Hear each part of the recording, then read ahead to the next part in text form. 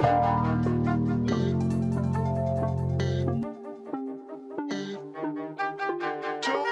Sleepers Podcast. It is Monday, July 8th. Welcome back, everyone. Hope you had a wonderful holiday weekend. Carter Elliott looks a little different this morning. That's Brian Ralph. That's not Carter Elliott. Cart's still in California, but Brian Ralph is here, and from what he's told me, extremely sunburnt. Yes, it is torso contained. The spray bottle of Banana Boat does not expand the way that some others are. So I'm very streaky midsection. Were you a streaky basketball player? Did you play growing up? Oh God, yeah. Oh God, yeah. I mean, I was a shooter, and when I got hot, it felt nice, but I thought I was hot all the time, and it was not the case. See, I don't mean to disrespect you, because I know from the last time we played like that, whatever that game was in Houston with the trash bins, I don't want to go one-on-one with Ralph because he's a gamer. But this is how I know you were lying right there. You said I was a shooter, not I am a shooter. Shooters are shooters, Brian. You don't lose that after a couple years off. I have played one season of rec basketball in the last like 5 years. So I would love to do it more. I consider myself more a soccer goalie currently, given we're in an indoor season than that. But yes, I am a shooter. Okay. All right, there. That's all I wanted to hear. I wanted to hear some confidence. Also, I would ask you to show your chest sunburn off on the show for our video viewers, but we have a strict no nipple policy on the program. Are you okay with that? Yeah, we can do it. The worst part's like the top of my stomach. Okay. Which is rough. Yeah. It's like, we'll see if I can stand up and get it. Let's see. No pressure. There we are. It doesn't look as bad here, but it was like bright red right across here where you're sitting with your, beverages in hand for 2 hours, and you probably should have reapplied and you didn't. That was the pain part. It honestly looks a lot better than I expected based on how you described it. But also now we know that was 5 days ago too. That's true. This is true. Now we know if this video does the most views in Sleepers history, it's because people want more Brian Ralph skin. That's what we've learned. So there you go. Check that out, ladies and gentlemen. There you have it. Hey, Carter is back tomorrow. He is flying back Monday night. So he will be back on the show for Tuesday's episode. I believe Riley Davis is going to help me do some short videos for Monday afternoon. Ralph is here for the full episode today, so greatly appreciate the Heat Check boys stepping in this week. You got to love it. There's a lot to talk about. Just a quick state of things, Sleepers media oriented right now.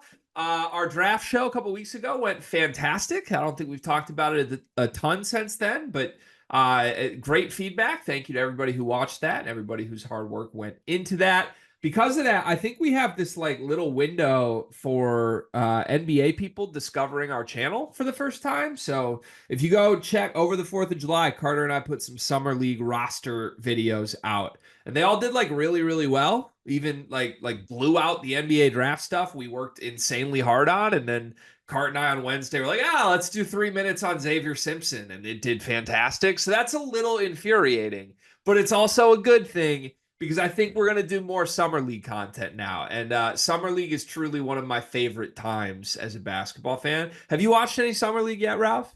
I've watched a little. My Hornets came to win Summer League, which is an interesting goal for an organization.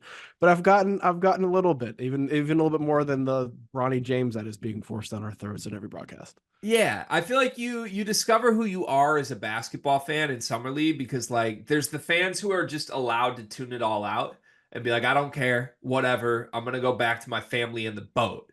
And then there's people like me who are like, I would rather watch China versus the Kings B team right now than sit outside by the fire. And also I'm going to overreact to everything that happens. It's like a dream for me. So it gave me the warm and fuzzies when I turned it on and Adonis Arms was just out there torching people. It was so heartwarming. It's so good. It really is. So I think we're going to do more of this is what I'm trying to say. I think over the next week, we'll probably do a lot of these Summer League roster reactions. One of our topics today is Summer League oriented. So on a regular basis, I think you're going to get some NBA Summer Summer League stuff from us. Not previews and recaps. We don't care about the individual games that much to go to that length, but probably quite a bit like what is happening in Summer League, and let's see how it goes. So let us know. If you like it, we would love to hear. If you don't, let us know in the comment section. You can also join the Discord and tell us if you want us to be doing this or not. We have a new topics and request channel that people have been submitting ideas for us. So we'll do those periodically as well and shout people out as we go. And I believe starting tomorrow, it should be today, but I didn't get the info in time. Starting tomorrow, I think we have a sponsor for the month of July that came from somebody in the Discord. So round of applause to unnamed person in the Discord. We'll reveal this on Tuesday's show, but good things are happening in Sleepers Enterprises. And on that note, we are going to skip all the Discord comments because we're recording this at 10 p.m. on Sunday night. Jacob still needs to edit it, producer Jacob, and we'll save comments for when Carter's back. You good with that, Ralph? Yeah, people want to hear from Carter more anyway. I'm totally fine with that. I mean, a lot of comments are just like making fun of Carter these days, so it would be weird if we made you respond to Carter Elliott insults. I showed my belly today. You've gotten enough of me. You've done enough. All right, on that note, let's go straight to topic number 1. Let's jump right in. It's my favorite time. It's Summer League overreaction time. At the time of recording this, as we said, we have 1.5 days of NBA Summer League down in the record books. We saw all the teams that are playing this California Classic once already. And the Hornets are in the middle of blowing out China right now, and the Spurs are going to play later tonight. But other than that, we've seen pretty much everybody twice. There's certainly some superstar performances that have come out. There are some guys you would hope are superstars that don't look so good. And then, yes, of course, there's Bronny James, who got a DNP tonight. That's fascinating. We don't have to do like list form winners and losers right now, but I just want like bullet point style. What are some of your reactions or overreactions to the first day and a half of NBA Summer League? Kel'el Ware is legit. Like the high expectations, or the people who had high expectations and high hopes for his upside, I think his performance these first 2 games have only fueled that. And I know offensively the first game wasn't superb, but 5 blocks and then go into what he did on Sunday was spectacular. Like, I think if you're the Heat, you feel really good about his ability to fill the role you drafted him for, right? That Derek Lively kind of just super athletic, rim protector, lob catcher, do a little bit of everything around the basket. He looks to be able to fill that role at a pretty high level fairly quickly, which is a big win for Miami. And to me, I know Stephon Castle's like stat line wasn't great, but you watch him and you're like, yeah, okay, you plug him into the Spurs next to Wemby and you got yourself somebody, which again, we expected, wasn't necessarily a surprise. And going from a summer league to regular season is a different challenge altogether, but we didn't see, I thought, any real weakness that we didn't expect in his game. It was a solid performance, made me even more confident that he's going to be a permanent starter for the Spurs before the end of the season. Yeah, I agree. Those are the 2 loudest, like, positive names, I would say. Yes. There are also, like, with all Summer League versions of Summer League, there are, like, very loud positives for guys who just don't matter. And, like, with all due respect to names I'm not even going to name, so I don't want to disrespect anybody, like, there are guys that I'm not even going to mention that have played well through a game and a half. To me, Adonis Arms. Yeah, like Adonis. We love Adonis Arms, right? It was great. He's not gonna like break out and be an NBA starter because he had a couple like big games in Summer League. It's the rookies who matter. It's like the first round rookie picks that matter, and then it's guys who, like, I don't know, for whatever reason, like maybe they haven't played much as a rookie and now they're stepping into year 2 and they send them back to Summer League. Like there's a lot of pedigree talent types you're trying to keep an eye on. And I think of the entire list you could make of everybody at this California Classic event, Stephon Castle and Kel'el Ware would be like the 2 everybody agrees have wowed thus far. Yeah. And Stephon Castle's box score isn't going to blow anybody away. But the most important thing to me in that first Spurs game, again, caveat, asterisk here, we are recording this before the second Spurs game. So maybe everything we're about to say or have said can be thrown out the window depending on what Castle looks like tonight. Yeah. But in game 1, I was fascinated. I felt like they were actually letting him do a lot of point guardy things. And I talked Yeah. about it in our preview of like, well, this roster doesn't look like they're even entertaining point guard. There's 9 other guards on it.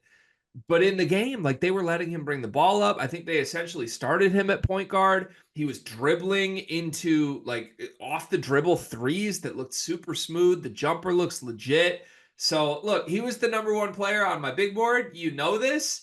It was a great sign for me, but I'm kind of like, I'm buying his perception of himself that maybe he's actually an NBA point guard.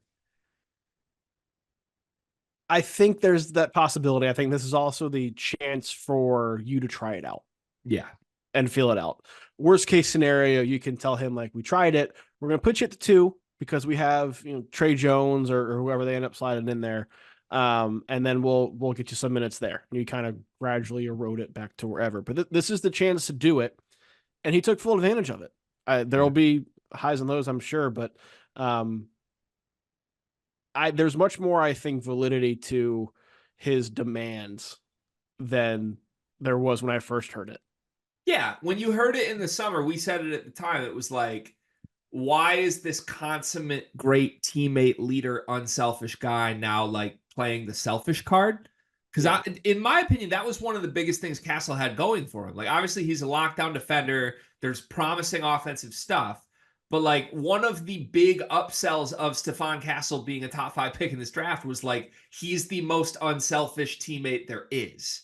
And that was all thrown out the window in the pre-draft process, which to me was like a really interesting move by Castle and his camp. Why would you want that perception, even if you really feel strongly that's what you should be? But like, I don't know. I kind of just shrugged it off and laughed at it the entire time. Like, he's not a point guard. What are they doing? This is stupid, but he's good enough. We're going to get through it. And then I saw him play 1 game and did the me overreaction thing. He looks like a point guard, dude. Like, and they didn't use him like that at UConn at all. And I understand why they didn't, because Tristan Newton and Cam Spencer are awesome. But it made me start literally having flashes in my head of specific plays at UConn where like they would use him as like a short roller or like a high post guy, and he would just catch and make the perfect instant read and throw it up to Klingon or hit Caravan in the corner. And it wasn't a point guard play, but it was like all the skills you need to be that. And it's like the lights went off and just clicked of like, wait a second, we're seeing it now because he gets to do it. And I almost wonder what it would have looked like. Like, obviously, it's great he went to UConn. What if he was on a team where he just played point guard in college? We might view him completely differently. We may. And I have to take a step back. I forgot something. I'm sitting here talking about Trey Jones, whoever they slide into that spot. It's Chris Paul. Chris Paul. Yeah. It's Chris Paul who is going to be that spot. So if you are the Spurs, I think there is no risk in doing this now, because even if he does well, like, you have Chris Paul, but he does well, kind of to your point, you now have this down the road where you're like, okay, like this is a real thing. You can start him at the 2 next to Chris Paul, and then you can give him some minutes when Chris Paul's on the bench, because Chris Paul's not going to play 35 minutes a night at his age right now. You know what I mean? He's not. He's not playing 82 games. And he can learn from Chris Paul. Chris Paul can, teach him and learn from that. So by year 2, year 3, maybe he is a full-fledged, fully flushed out lead guard in the NBA. Like this is now, I think, a much more, at least in my mind, a much more realistic scenario than it was a week ago before I got sunburnt. Yeah, and it seems like the Spurs are entertaining it too, which is good. The other guy you mentioned, kel'el Ware, I think he to me is the biggest winner of the first 2 days of Summer League. Like, and now we've gone through it with kel'el of covering him in the Big Ten in Indiana. Like, I can say this honestly. I think Carter and I have long been kel'el Ware believers. Like, we've always loved the talent. We liked him when he was coming to Indiana. I think like we got caught up in the summer last year of like doubting the way the roster was coming together, but not necessarily doubting kel'el himself. And I mean, we advocated for him to be like a late lottery pick. Like, I don't think it was crazy. He went 15th. Now, Cart and I did have skepticism towards like, what's it look like in Miami? Because he's not a Heat culture guy to me. Now, Heat culture can really rub itself off on you and change you and make you better. Hopefully that happens.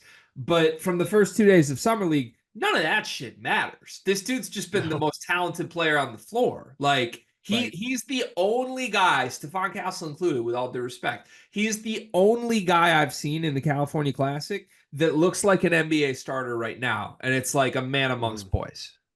This was the hope, is that, Kel'el Ware's athleticism and his overall skill set is built to thrive in the more wide open NBA game. And for as good as he was in Indiana, as productive as he was, you were hoping that there was maybe even another level that could be unlocked playing that more open style that allowed him to use his athleticism, run a little bit more, do some more of the things that make him special. That was the pitch when he struggled at Oregon, and then was in the transfer portal. It was like, well, he needs a different scenario where he's going to play differently. And for all of the problems Indiana's roster did have last season, I did think Mike Woodson put him in spots that made him successful. And now going to the system with Miami, and yes, you have concerns about how Kel'el Ware and Bam Adebayo, who he put on his own Mount Rushmore of best players in NBA history, Kel'el Ware did. I don't know if you saw that. That was interesting. That's Khalil. Like Yeah. and people are like, is he joking? Is that a bit? Like, no, I think that's what Khalil's brain actually believes. Yeah. Yeah. Like, and I don't know how that pairing will work, but in this setting with the NBA game, like I think you were seeing best case scenario for Kel'el Ware pan out, where he is dominant. His athleticism makes an even bigger impact than it did in college. Not to mention, before you even get into the skill part, just his physical tools. And that's really, really encouraging if you're a Miami Heat fan. it's huge. Yeah. Just to run through numbers, not that summer league numbers are everything, but through 2 games, he's averaging 19 points, 8.5 rebounds, 3 blocks a game. Yesterday in the second game for the Heat, he had 26 points, 11 rebounds, 3 assists, and a block. He was 12 for 21 from the floor. He's taking 21 shots in a game. Like, this dude's kind of acting like a superstar at summer league because he looks like one. The Indiana stuff, this is my last point on Ware, and I'm keeping my eye on this as we enter college basketball season, because I don't want to go out on a limb and defend Mike Woodson. I don't. Like, I think there are very real flaws to him as a college basketball coach today. I also think he crushed this offseason. Like, he would be on my very short list of the best people in college basketball this offseason based on the actions he took to help Indiana basketball. To me, I don't think he's a bad coach. I don't think you coach as long as you do in the NBA. And look, they won 19 games last year. For as bad as everybody wants to say, like, they weren't a losing team. They were 19-14 on a team that had no guards at all. It's his fault that they didn't have the guards. Roster building's been his problem. When he's built a good roster, I don't think he's had issues. Like, Jalen Hood-Schifino and Trayce Jackson-Davis swept Zach Edey. So we can't sit here and say the guy can't coach. It's more about, can he stay out of his own way? With that said, I struggle because I have defended Woodson's player development a lot in the last couple years, and I point to the 2 names I just said. Look at Trayce Jackson-Davis at the end of his career when Woodson had him for like a couple years versus what he came in as. And he was always good as a freshman, but that senior year, TJD was like second best player in the country, far and away, a new level we hadn't seen. Hood-Schifino was only there a year, but from who he walked in the door as in November to what he left as a first-round pick in March, the final month of that season, he was playing lights out. He was the best player on the floor in those games against Purdue. And I think you got to give Woodson some credit for it. And I viewed Ware as that as well. When he came from Oregon to Indiana, everyone was like, well, no coach can get him to play hard. Mike Woodson got him to play hard. And it didn't lead to Indiana being great, but it led to Ware being the 15th pick in the draft. And I'm now sitting here, like, watching what's happening in Summer League, simultaneously believing, like, oh, Mike Woodson did a great job getting him to this point, while also sitting here being like, wait a second. Why didn't he look like this at all in college? Is it because he was playing next to a center the entire time he was on the court? Like, Oh, wait a second. Kel'el Ware looks like a superstar when he's surrounded by shooting. We didn't see that once last year. So, like, it's such a weird dichotomy of, like, did Woodson fail him or did Woodson get him here?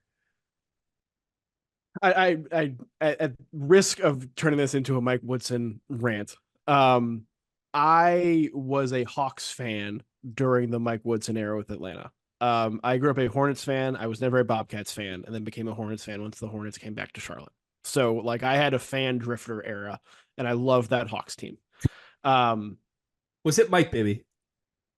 no, it was ISO Joe and Josh Smith. Okay. All right. Yeah. Um, you could make the argument that like Mike Woodson helped them become a consistent like top 4, top 5 seed in the East. You could also make the argument that he kept them from reaching their full potential. When he got to the Knicks, then after that, this was the Carmelo Anthony Knicks, the ones who were supposed to like be up there and potentially knock off the Heat and the Heatles. They were 2 seed in the East. They were great, but couldn't get past Indiana for 2 seasons. And then I think he lasted like 21 games or so the next season and got fired because they were like 5-16 or something just ridiculous, where he was fine, but didn't elevate what was around him. Like I think this year is really big for Mike Woodson because it was easy to blame the roster last year. This year he's got the roster. So this year is going to be about his X's and O's. But to your point, I will say, I do think he's done a great job of developing bigs throughout his career, NBA and the stint in Indiana. He's done a great job of developing bigs, where it is a big piece of that, considering what we saw from him at Oregon and we saw from him at Indiana. And yes, what he's doing now is incredible, what we've seen. It's also summer league. It's also a style that more fits his strengths. But to your point, yes, put some damn shooting around him, and then you have an All-American at Indiana. Like that's it. We were all screaming it all last offseason. It didn't take a rocket scientist to figure it out, and now we're seeing it come to fruition. It's the dichotomy of what makes Mike Woodson, I think, something of a major talking point in college basketball, is because there are legitimate cases for both good and bad things that he does. Yeah. Yeah. And I don't want to, the same as you. We've spent way too much time on Mike Woodson right now. This season's going to be really interesting. I've literally watched the highlights, and I watched one full game of Kel'el Ware right now with the Heat, and it's like, that's not the dude I watched at Indiana. And some of the skill set stuff is still there. Like the shot blocking is there, the scoring, but he has so much more room to operate. And it's not just that there's a bigger area around the paint in the NBA. It's that like people aren't triple teaming him because there isn't another big right next to him the way Malik Renew was. I don't know. It's just, he was almost so good at Indiana and no one realized. So he was doing it in spite of the players around him. So I don't know. Miami got a great one, it looks like. Let's do some quick negative reactions or overreactions. The loudest negative for me would be the 2 Los Angeles Lakers stars, if we're being honest. In game 1, both Dalton Connect and Bronny James really struggled. The Lakers got smacked. In game 2, Bronny didn't play. A swollen left knee is what it has been called. Dalton Connect once again struggled with his shot. I'm trying to pull up the exact numbers. ESPN's app doesn't have game 1 readily available right now, but Connect was 3 for 13 in game 2 with 12 points, and that seems like a better box from what I saw than game 1. The tape is really scary to me on Dalton here. He can't create separation at all. No, game 1 he was 3 of 12.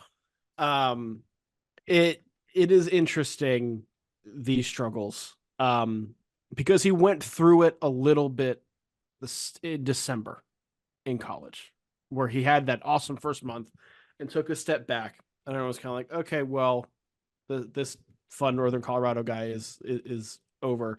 And then he bounced back up and was the best player not named Zach Edey in the country for the rest of the season. I still think that's there, but I do think, kind of to your point, the lack of athleticism really shows itself. Like, he is a tall wing who could just shoot over guys in the college level. And now that everybody else has more size like him, he can't just do that.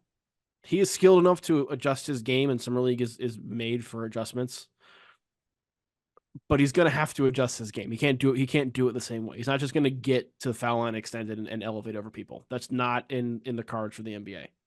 Yeah. The thing that scares me here, and I normally am a throw age out the window guy, but guys I would expect to quote unquote struggle in summer league and find their way and adjust would be like Trey Young, who comes into summer league as a 5'10" guy who's 19 years old and he's gonna have to learn. I'm trying to think of other good, like even Lonzo was young. Lonzo was good in summer league, but like those guys who spent 3 months in college are practically still high schoolers, but are such ahead of the game savant type scorers that's who you get. Connect was supposed to be a finished product. Connect is what, 23 right now? Yep. And like he fell in the draft for who knows what reason. Everyone, and including us, said the Lakers are huge winners on draft night. You have to expect that on a pseudo all-star game of sorts, this is basically just a bunch of like college role player types that are here. Connect is supposed to bust those dudes' asses. And when we did like the pre-summer league, who do we expect to be superstars conversation? Dalton Connect is 1A. He's supposed to be the most NBA ready guy of anyone. Like he is supposed to be closer to what he will be in the NBA now than any other player in this draft class. And like you go back, man, if you watch the clips of his struggles in these games, it's like he just isn't open ever when he's putting it on the deck. He's not there's no burst, he's not getting to the rim, he's not getting any inches of separation, and if he's going to shoot off of the dribble, it becomes a much tougher fadeaway. And he can hit those. He did it in college, but it just felt like there was a burst in college that isn't there in summer league right now. And look, it's been 2 games, but I would be super concerned, like super concerned. And the very few times he is getting open shots, I mean, he's making them. Like he's still going to be a high IQ guy who stands in the corner and doesn't miss a wide open three. But I think the sell on him was like, could he be Austin Reeves but better? I'm not seeing that at all based on 2 games. No, and no, to be fair, we didn't see it with Austin Reeves either. For a while, yeah. But Connect, I do think there is something to the athletic limitations, and you can't just rise up over guys anymore. There's got to be a little bit more to it. I think he'll figure it out. I think he is too good of a scorer and wired to score in a way where he will figure it out. But he's got to change some things. He's got to change some things. He can't just be the 6'6" guy who is something few college teams have. Yeah. Every NBA team has multiple 6'5" to 6'8" wings who probably have a longer wingspan than you, who can probably move a little faster than you. And you gotta figure some things out there. Yeah, and we said it too. He's not going to defend ever. So like if offensive stuff isn't there at that point, like you're trying to be a 3-and-D guy with no defense. How long can you last with that? The last big negative, if we can even call it a big negative at this point, Bronny was very underwhelming. I don't think that's a surprise. I don't think you or I would sit here and be like, we're shocked by that. But he was 2 for 9 from the floor, 0 for 3 from 3, 0 for 2 from free throw, 4 points, minus 15 in 22 minutes in the first game. And then, yeah, game 2, he sat out with knee soreness. That's what it's called. Is he sitting out with knee soreness, Brian? Is that what's happening right now? Or are we already shutting the kid down because he's clearly not ready for this level? Either way, it doesn't matter. It's not like it's impacting what the Lakers are going to do with him. They're going to have him on the court and in the rotation at some point this year so he can play with his dad because he wants to keep LeBron happy, which is totally fine. You get all that. The thing that gets me is watching the broadcast. He's clearly struggling to shoot. Can't make a free throw. Can't make a three. But they keep bringing up the fact he was like 19 or 25, whatever he was in the 3-point contest at the combine, which was among the leaders, blah, blah, blah. If you watch him like actually do that drill, because that made the rounds when he actually did it, it's like walking through this thing. Mm-hmm. And so it's like, it's not correlate. It doesn't correlate. But when you watch these games, they're going to grab at everything they can, obviously, for Bronny. And I kind of feel for him somewhat because there's part of him that didn't ask for all this attention. He just kind of has to deal with it because he's LeBron's kid. And that part does stink, but like, we got to stop trying to make him out to be something that he's not. He's not an NBA player. He's going to get chances to because of what his dad wants and who he is. And honestly, I think that the player Bronny can become is an NBA level player and be a good rotation player at some point. But he had a heart attack a year ago. He did not have a good season at USC. Like, it's going to take some time. We can't rush it just because it's a cool story. Yeah. Yeah. I mean, not ready at all. That's No. all this is. And No. I wonder how much, if at all, we're going to see him again in Summer League. But also it's like, if there's a guy who should be playing Summer League, shouldn't be Bronny. Like that's Yeah. kind of, I was bummed today when it's like, okay, he's out with knee. Like, okay, all right, are we load managing the kid at the 55th pick? That I don't follow. I don't follow what we're doing here. Does he just automatically get to be in the rotation? Maybe, I guess. I don't know. I was sad because I think he can play better than he did in the first game. That's the biggest thing. Yeah. I don't think he's good, but I think he was clearly like spooked, and it's just a big Yeah. moment, and he didn't play well. I'd love to see the ball back in his hands and see if he can play well. So I would expect to see him in Vegas for the spectacle of it, but yeah. you may get some tightness and soreness days in there as well. Yeah, maybe a DNP on a flight to Paris to watch Dad. That could be a thing too. All right, there you go. I love Summer League so much, man. We're probably gonna do this daily. I'm not gonna lie to you. We got some updated Torvik rankings that released over the weekend. I think these came out on Sunday. First off, Brian, you're an analytics man. You're a smart guy. You write the Ralph report, for God's sakes. Torvik helps me do that. Where does Torvik rank on your analytics hierarchy these days? It's up there. The big three, right? With Evan, Mia, Torvik, and Kempom are all there, and I think you can use them all for different things. Just depends on what you're writing about and the way you want to go about it, the information that you need. But it's up there. The sorting tool and the date cutoffs are huge for me with the Ralph report too, because that helps identify trends and put some numbers behind things that I'm seeing. So the Torvik site is used probably more than the other two are for me. Wow. Okay, big praise. Yeah, I'm a big like cut up the numbers however you can to tell the story you want to tell that you decided before the numbers were even available to you. That's what okay. We don't need to dive into how the sauce is made. Okay. You're right. I'm just saying.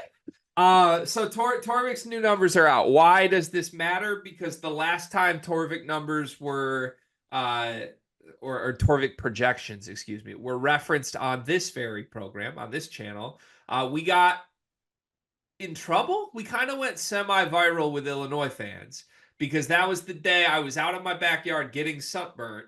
And we did a game of like, will each of these Big Ten teams finish higher or lower than where Torvik's projections have them? He had Illinois, I believe, like 15th or 16th out of 18 teams. This was long before Kasparis Jakashonis had committed. This was long before Will Riley had committed. I think there were some other missing pieces. And that led to my rant where I said, I don't know that Illinois is going to make the tournament. It made the rounds through the Illinois Twitter, yada, yada. Anyways, now we come back to you because a lot has changed, both with Illinois and with other programs. Torvik's new rankings projections seem to reflect that. So let me run through the top 20 per Torvik, and then we can kind of cut up like some of the biggest changes that happened as well. But I want your general thoughts because it's pretty interesting. Torvik's updated 2025 T-rank projections 1 through 20. Number 1, Houston. Number 2, Duke. Number 3, Iowa State. Just for those counting at home, we're 3 teams in and we haven't named Kansas, Alabama, or UConn yet. That's everyone that normally people say that's the consensus big 3.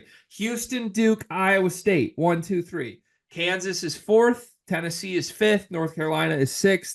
Auburn 7th. Alabama 8th. Gonzaga 9th. Arizona 10th. Texas 11th.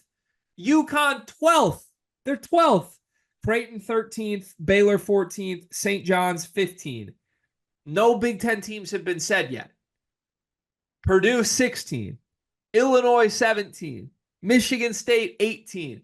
Rutgers 19. Texas Tech 20. There's your T-Rank 2025 top 20. Brian, Ralph, your thoughts? St. John's is interesting. for me, having them up there. It's always interesting to see this time of year because I think there is a big difference in terms of like the impact an addition will have on everybody else. Where and these projections are all numbers based, right? So you use Alabama as an example, since you pointed them out. They're eighth in these rankings. They have top five offense, 28th defensively, which is fine. Like bringing Cliff is going to upgrade the defense, I think, and is why I have Alabama as my best team in the country going into this season. I think he upgrades them significantly in that area. But keep in mind, they were sub 200 for the last like 2 months of last season defensively. Alabama was. And so all of those great returners are going to carry horrible defensive ratings with them carrying over for this season. I think Cliff helps eliminate that and improves all of that. So that's not as big of a concern for me. But when you plug in the numbers and projections, it's going to show them as having a projected to have a terrible defense, which drags them down a little bit in these rankings. So it's important to take them with a grain of salt when you see things like that and have some context. But Houston at 1 is interesting to me because I'm putting Houston nowhere near that without Jamal Shed.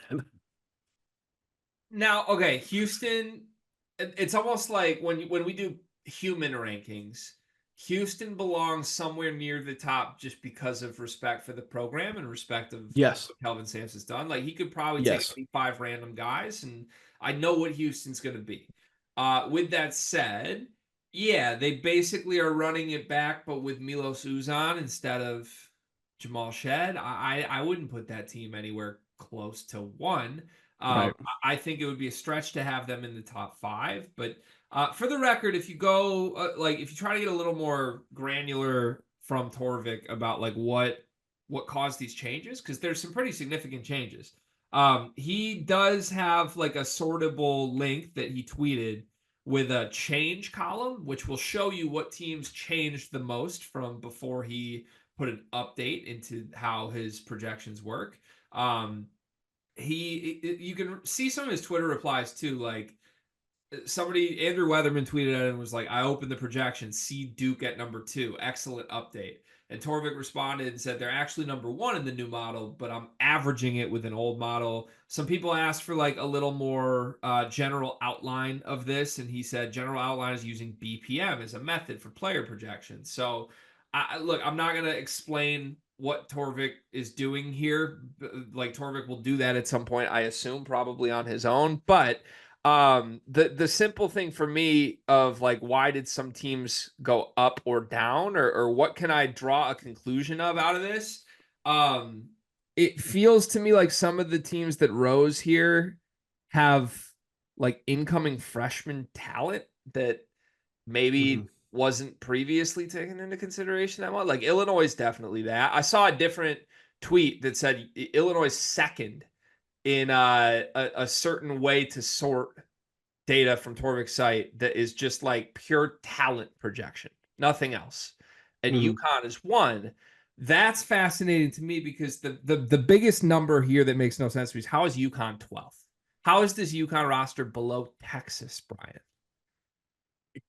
Below Texas is a different animal that I do not know. But they're a team that lost a first team All-American, lost 2 top 7 picks, lost perhaps the best defensive big man in the country, and you're replacing them with a guy stepping into bigger roles, a transfer from St. Mary's and Aiden Mahaney, who we expect and people around the UConn program expect to have a huge year, and freshmen.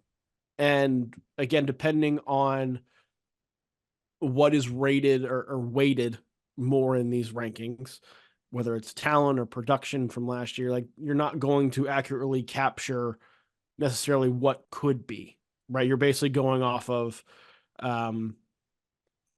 per 40 stats and what that means essentially. Playing in St. Mary's offense too, Grade Mahaney, vastly different than playing in UConn's offense. I think there's going to be a major change in his numbers and production largely because of that. And it's hard to capture that preseason wise just looking at numbers. Yeah. Um, some examples from his top 20 that point to why I think like, oh, these changes can kind of be explained by an adjustment for incoming freshman talent that doesn't have data Mhm. at the college level. Duke at 2. Their entire Yes. team is going to be all freshmen.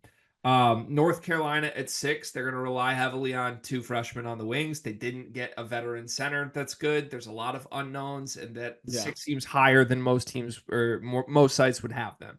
Uh, Illinois, Will Riley, Kasparis, Jacashonis are huge. They've risen from way down in the rankings up to 17. Yeah. Rutgers at 19. This is the first time I've seen Rutgers listed as a top 20 team. You're banking on Dylan Harper and Ace Bailey to be great. And even Baylor at 14, I think that's lower than a lot of sites would have them. But VJ Edgecombe's been really good in the FIBA event right now. So I Yeah. don't know. They need they're waiting on the post FIBA rankings update.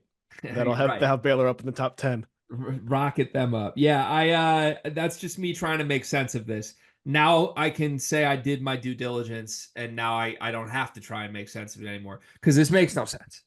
It makes no sense, Brian. Why is just quick thing. Why is Memphis 26th? Why is Indiana 31st? Don't know. Can you give me any possible godly earthbound reason that Memphis has a better roster than Indiana for next season? No. There isn't one. No, there isn't one. There So isn't like one. I don't really follow, like, is there a Mike Woodson equivalent here, a quotient that I'm unaware of how this like it doesn't make Mike sense. Woodson factor.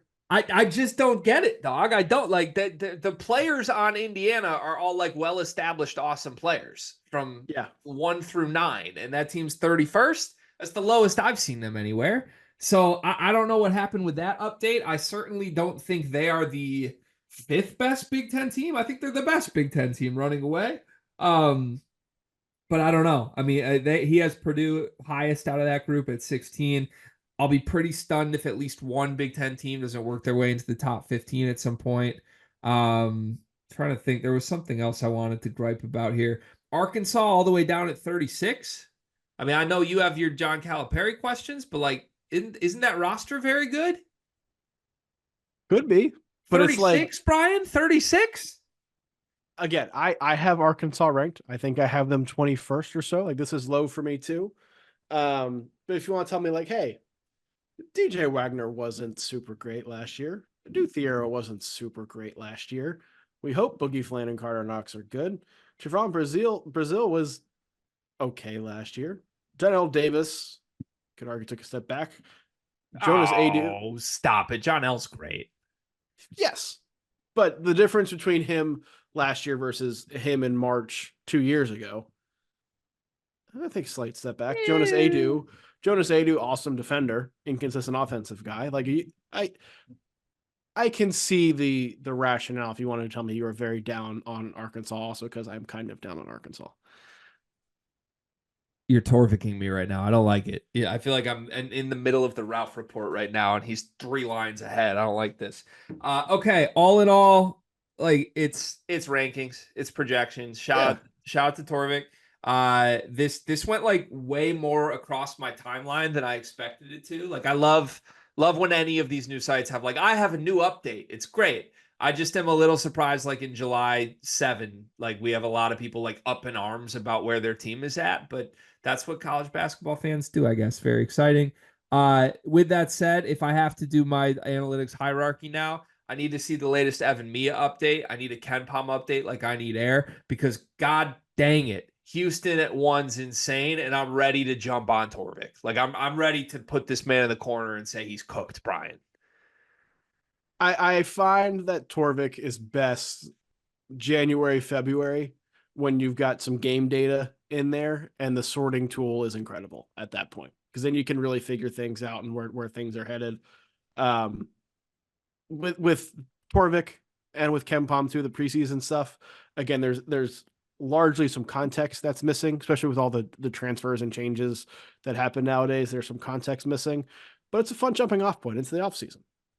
Yeah, Torvik historically the only of the big 3 analytics guys, Evan Mia, Ken Palm, and Torvik, to not respond to a Sleepers Media inquiry. So I'm ready to jump at his first fault, and this feels like it might be a first fault. My biggest Torvik gripe is that he thinks US should keep Greg Berhalter as their soccer coach, and that they're in a better spot than Canada is right now, even though Canada is still playing in the Copa semis and we couldn't make it out of a group. But I digress. I digress. Final topic today. Team USA is training. It's training camp for our Olympic squad. Some are saying this could be, if not, I don't think anyone's saying it's the best, but there are some people pointing to like the Curry, LeBron, KD, Embiid lineups that are coming out and be like, I don't know that we've ever had a better group of 5 players on the floor on behalf of Team USA ever. I don't know that I would go that far, but that's me trying to say there are people putting some pretty high praise on this version of Team USA that includes Curry, Durant, LeBron, Embiid, and many other superstars. Kawhi Leonard, Jason Tatum, Devin Booker, Anthony Edwards. Take your pick. This team rocks. They are in Vegas right now competing with the USA Select team. We did a quick reaction video last Wednesday, I believe, to the names on the Select team. It's a very interesting group of players. It's a Big Ten heavy group of players. It tickles our heartstrings to see Micah Potter in the gym with these guys. You got to love that. But the most interesting name by far that is in the gym right now working out with Team USA is Cooper Flagg, 17-year-old kid, Duke-bound superstar. He gets the invite, number one. That's massive. Mm-hmm. That's rare. It's very rare for an incoming freshman to get an invite to something of this magnitude. Yep. And on Sunday, we finally got video and reports from people in the gym from the very first Team USA scrimmage. The video I saw and the reports that I heard where the Cooper Flagg not only like held his own and was there, but was one of the best players on the floor from the Select team. Do you buy that being true? Yes. He's awesome. He is awesome. And like the main clip that's going around, I think perfectly encapsulates one, the experience, but two, like just Cooper Flagg's mentality. It's him shooting a fadeaway, getting swatted by Anthony Davis, but getting the rebound, passing it to a guard who makes play. Cooper Flagg does a great backdoor cut, gets an open dunk, slams it home. So like he got rejected, he got humbled by one of the best shot blockers in the world, and still found a way to be productive. Like, I want people to get ready because this is a white guy who plays for Duke or is going to play for Duke. You're going to get the Zion Williamson, Trae Young kind of media frenzy around him because he is that good. I think Duke is going to be that good. Like, they are going to be a lightning rod this season, and he's going to be a big part of it. But I also think his game is impossible to hate because he does everything so well. He's so well-rounded. He has the mentality. He's not like showboaty unless you deserve him to be showboaty in your face when he does something. I love his game. I do too. And I'm getting more familiar with his game every time I see clips like this circulate, every time I actually sit down to watch it. I've obviously watched him play. I think any basketball fan at this point should have at least seen Cooper Flagg before. If you haven't, go spend like 3 hours of your day. Drop everything you're doing, please. Tell him GregWaddell sent you. He's incredible. And he's incredible in a way that feels very unique or singular almost, where like you started out talking about the clip that I hoped you were going to start with. The highlight play for him that is circulating begins with him getting his shot destroyed and sent back to him by Anthony Davis. Like, just step back for a moment and realize what we're saying. A highlight play for Cooper Flagg begins with him attempting a one dribble pull up fadeaway over Anthony Davis that gets sent into the ether. And somehow that becomes a Cooper Flagg highlight because his reaction time and his IQ and just like his basketball feel is so there that like, okay, the shot got swatted. He immediately tips it out to someone. He immediately relocates. He cuts, gets a drop down for a dunk. Like, that's not normal. It's not what's supposed to happen. And there's very few players, I think, on earth at any level, at college or high school or pro, wherever, that like have a mishap like that turn into a highlight so easily. It's like the very best of the best who like just transcend the game and are unafraid to make mistakes and make the mistake and then turn the mistake into something special. That's Cooper Flagg right now, his first hour into practice with Team USA. He's 17. Like, I can't process any other kid in history getting this opportunity and doing this. Now he can do the other stuff too. Like, shortly after that play, he had a behind the back pass with his left that turned into a dump down where, I mean, this is between starters on Team USA. Like, he's driving through Joel Embiid and LeBron James and Devin Booker, throwing a behind the back pass as a 17-year-old. And it's electric. I don't know what his production is going to be in college because it probably depends on how good the rest of Duke is too. Like, he strikes me as a guy that if he has great teammates around him, he could very easily average like 8 assists as much as he could score 20 a game. I think, like, people are going to hate this. The freshman recently in college basketball that I think production wise could be the most similar is like Ben Simmonsy if he had a jumper, where it's like almost every single night Ben Simmons is going to get you like 15 to 18 points, 7 to 10 rebounds, and like 5 to 8 assists. And it's just nightly. And like, you take it for granted because he's 6'11 with point guard skills. And obviously we know what happened to Ben Simmons in the league. That's a very one-of-one unique confidence-oriented issue. But like, if Cooper Flagg could be that level player right now, the entire world should be terrified. There's a lot of Larry Bird to his game, both mentally and like what he's able to do on the court. And he doesn't wow you with his athleticism. He is athletic, but he doesn't. His impact is more of how in control he is of everything at all times. Yeah, like you can tell that he is thinking differently than everybody else and seeing things differently than everybody else. And that, for it to be obvious that that's happening while you're watching, is a different level of stardom, and he's got the skills to back it up and take it where it needs to go. Yeah.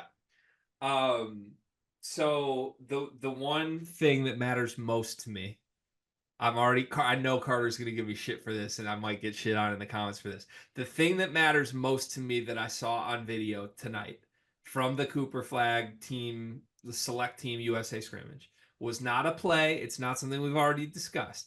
The thing that matters most to me is the way LeBron James went out of his way to greet him in the handshake line at the end. Some people are going to say they don't care, and I'm being stupid. This is body language PhD to a T, Brian. It was screaming. I got up out of my seat. My father-in-law was sitting on the couch. Him and my wife were like, "Are you okay?" I'm like, "No, you got to see the handshake LeBron and Cooper Flagg just did." Like, you see them going through. Everybody's just doing the typical dap. They're dapping each other like, "Good run, y'all. Good run." And LeBron like pivots, like makes a full hit turn from Peyton Pritchard and Micah Potter straight to Cooper Flagg to like bring this young bull in and be like, "I see you, young fella. Like, you're here. You're next up." That matters to me. Like, that he in one scrimmage earned that type of just acknowledgement from the greatest player we've seen in 30 years has to mean something. Any documentary you watch on the Dream Team, or any documentary you watch on great players who are around and have the opportunity to play against other great players, that happens when like they see the next one coming up. Like there is a scene in the Dream Team documentary, it's Magic Johnson and Larry Bird, and they're talking about them talking, and Larry Bird's dealing with back stuff, and Magic obviously had his HIV, and they were talking about like whether they're come back, doing that, it's their league, blah, blah, blah, and they're giving Michael Jordan all this kind of shit because it's their league, and they brought the NBA back from the depths and all this kind of stuff. And then after a couple practices, they're like, "Yeah, no, it's your league now. You got it. Like, we're done." And they just like willfully handed it over. There's like the acknowledgement of like, "Yeah, you are that." And when like Larry Bird is, was more complimentary about Michael Jordan than anybody else, because he saw Michael Jordan drop 63 against him in a playoff game, all that kind of stuff. Like, there is precedent for the greats being like, "Yeah, no, that's different." So this is why it's even more important, though, to use that exact example. And now I want to go back and watch Last Dance. Maybe I'll do that tonight. They when they had that moment, which was a great moment, they're talking to MJ, who was in the gym competing. To me, the comp in the gym tonight would be if this was like LeBron and KD looking at Ant Edwards. Like, oh, Yeah. young fella's next up. This dude who was just in the Western Conference Finals, who's doing the press tour telling, no, they're gonna have to learn how to play with me. Like, I'm Anthony Edwards. That Right. would be that acknowledgement. This is Christian Laettner. And if you heard those guys in the gym, They like hated Christian Laettner. they said, why is this motherfucker here? Like, this Yeah. is supposed to be the greatest convening of basketball players ever. We're all out to kill each other. This motherfucker's in the way. And Cooper Flagg is not in the way. Cooper Flagg belongs as a 17-year-old kid before he even plays a moment at Duke with one of the greatest Team USAs we've ever seen right now. That's like, and look, I know this generation's wired differently. We all know that. We're in the dap you up culture now, but as much as I can possibly say it, all the reports coming out of this were like, nah, Cooper Flagg is him, and the NBA guys realize it, and we're about to experience this for 1 year in college. But good Lord, man, I'm excited. Like, I can feel the juices flowing right now. So Can I give you a Team USA hot take before we get out of here? please, please. We're not winning gold. Whoa. I don't think. I hope we do. I'm a true American. I don't think we're winning gold. Wait, I love this spin because right now we have a 17-year-old in the gym busting our ass. And not that standpoint. Like, this team on paper is awesome 6 years ago.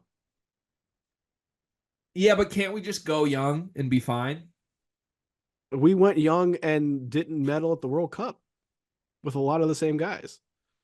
What do you think the crunch time lineup is? It's probably Steph, Ant, KD, LeBron, and pick Embiid or AD. Yeah. No Kawhi. I don't think so. No NBA champion Jason Tatum. I hope not. that would tell you how everybody else is doing. And part of this too, as we're scrolling through our timelines and seeing these highlights, have you seen what Wemby's been doing? The freak. I really think this is a summer of Wemby, man. I think this is like, this is going to take him next level. I think this summer is like, I think France wins gold. I think Wembanyama becomes like, oh shit. Yeah. I mean, a gold medal game in Paris, this Team USA against Wemby would be the most excited I've been for an international basketball competition. Oh my God. Yeah. So, yeah, I hope it happens. I don't hate that take from you. I mean, it hurts my heart, but I can see it. Also, my hot take before we get out of here is we should bring Cooper Flagg with us to Paris. I would not hate that. I don't know whose spot he's taking. I need to flesh. Honestly, with all due respect, why is Joel Embiid ring chasing on an Olympic team? That's not supposed to happen. You see the clip too of him foul baiting in a scrimmage against the select team? I don't like this. And I know I he's don't like the mentality. He's like, our starting center. He's great. I don't like it. Yeah, no. Let's go small. Let's play LeBron at the 5, and let's bring Coop with us. That's my pitch. Good show today. Shout out to Brian Ralph for subbing in for Cart. We appreciate it. One big thing presented by nobody to get us out of here. What do you got? I talked about it earlier. I just want to let the people at Banana Boat know that you stink with your spray sunscreen. Like, get the wider spray, get the more coverage. I have streaks all down my shoulders and arms. I can't show because of the no nipple policy, but like, just get a regular can that sprays out and doesn't just like spray like the jet setting on your water hose. You know what I mean? Like, get the full coverage out if we're doing the spray. I don't need to rub it in. If I wanted to rub it in, I would get rub in sunscreen. I'm too lazy for that. Too lazy to rub in sunscreen is a new one. That's all. It takes so long, and it's still just white, like got the white glow when it's done, and I'm white enough already. Like, I don't need all that extra. I'm not patient enough. I hear you. Okay, I hear you. As a sunscreen aficionado, I don't endorse that message, but I understand and I empathize with you, Brian. I really do. My one big thing, I want to put some respect on what I consider the greatest ice cream snack that the world has to offer. No less than 8 of these were consumed by me this weekend. Uh, Twix ice cream bars. Have you had one of these, Brian? I have not, but they sound spectacular. They should be sold wherever groceries are sold in your area. I don't believe this is just a Michigan Midwesterner thing. I don't know. It's just a Twix ice cream bar, as simple as it sounds. It's shaped like a Twix bar. You open it up, it looks exactly well. Actually, it's more shaped like a Snickers bar. But you open it up thinking it's a chocolate bar. You take one bite. You have all the main ingredients of a Twix, but probably like 70% ice cream in the middle with caramel, with some of that little like crispy, crisp action coated perfect in chocolate. It's just small. It never feels like too much because it's not huge. It's like 5 bites and it's gone. But God, is it perfect? It's the best ice cream snack I've ever had. And you made my 4th of July special. Twix, thank you to you. Snickers does have some like that as well, and they are just as good as you think they are too. Hot take, not a Snickers guy. That's fair. It's the peanuts. That's fair. Yeah. Yeah. Sorry. Had to end on a negative note. Okay. That's the show. As you can tell, by the way, my diet didn't last through the 4th of July weekend. More on that tomorrow. Welcome back to the work week, everybody. Sleepers Media back for you every single day this week. We'll see you tomorrow.